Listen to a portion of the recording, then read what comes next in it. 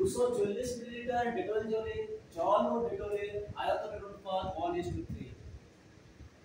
এর সাথে আরো 60 মিলিলিটার জল মেশালে জল ও ডেটলের নতুন অনুপাত কত হবে?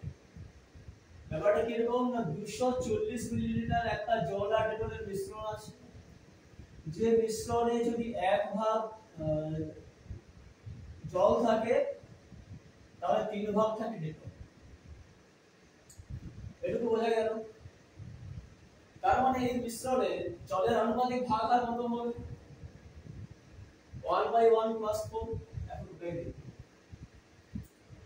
মিশ্রণে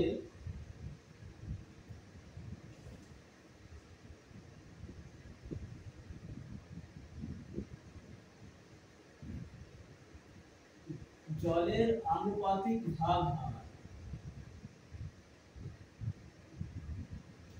কত হবে? 1/1 + 3 = 1/4। তাহলে মিশ্রণে ডেটলের আনুপাতিক ভাগ হয় 3/1 + 3 = 3/4। এটুকু বুঝতে পারো, অসুবিধা নেই। আর মিশ্রণের টোটাল কোয়ান্টিটি কত? 240 মিলিলিটার। তাহলে 240 মিলিলিটার মিশ্রণে জল কতটা আছে? জল আছে টোটাল কোয়ান্টিটি গুণিত জলের আনুপাতিক ভাগ 1/4 সমান কত? 4 6 24 60 মিলিলিটার। তাহলে এই মিশ্রণে ডেটলের কতটা আছে? ডেটলের পরিমাণ টোটাল কোয়ান্টিটি ইনটু ডেটলের আনুপাতিক ভাগ 3/4 4 6 24 60 6 3 8 কত? 180 মিলিলিটার। এটুকু ক্লিয়ার? এইবার অঙ্কের সেকেন্ড পার্ট কি বলেছে? এর সাথে মানে 240 মিলিলিটারের সাথে আরো 60 মিলিলিটার জল মেশাবে। প্রথমে ছিল 240 মিলিলিটার, সেই 240 মিলিলিটার সাথে আমি আবার কি করলাম? 60 মিলিলিটার জল মিশালাম। টোটাল কোয়ান্টিটি কত হলো? 300 মিলিলিটার। বোঝা গেল ব্যাপারটা? এখানে শুধুমাত্র জল মিশিয়েছে কিন্তু ডেটল মেশায়নি। তাহলে ডেটলের কোয়ান্টিটি যা ছিল তাই থাকবে, খালি জলের কোয়ান্টিটি বেড়ে যাবে। ডেটলের কোয়ান্টিটি কত ছিল? 180 মিলিলিটার। জলের কোয়ান্টিটি কত হলো? 60 যুক্ত 60 মিলিলিটার সমান 120 মিলিলিটার।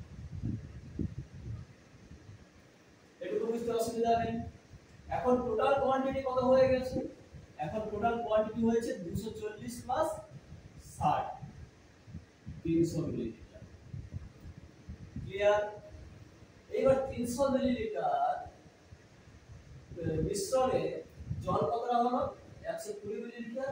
ডেটল কতটা হলো? 180 মিলিলিটার। প্রশ্নে কি বলেছে? জল ও ডেটলের আয়তনের নতুন অনুপাত কত হবে? নতুন অনুপাত কত হবে? 120 আর ডেটল কত ছিল? 180। 120 তাহলে নতুন অনুপাত, তাহলে জল ডেটলের, তাহলে জল ও ডেটলের নতুন অনুপাত 120 * 180 সমান 12:18 সমান 6 দিলে 6 × 12 = 6 × 18 আর 2:3। তাহলে জল ও ডেটলের আয়তনের নতুন অনুপাত কত হবে? 2:3।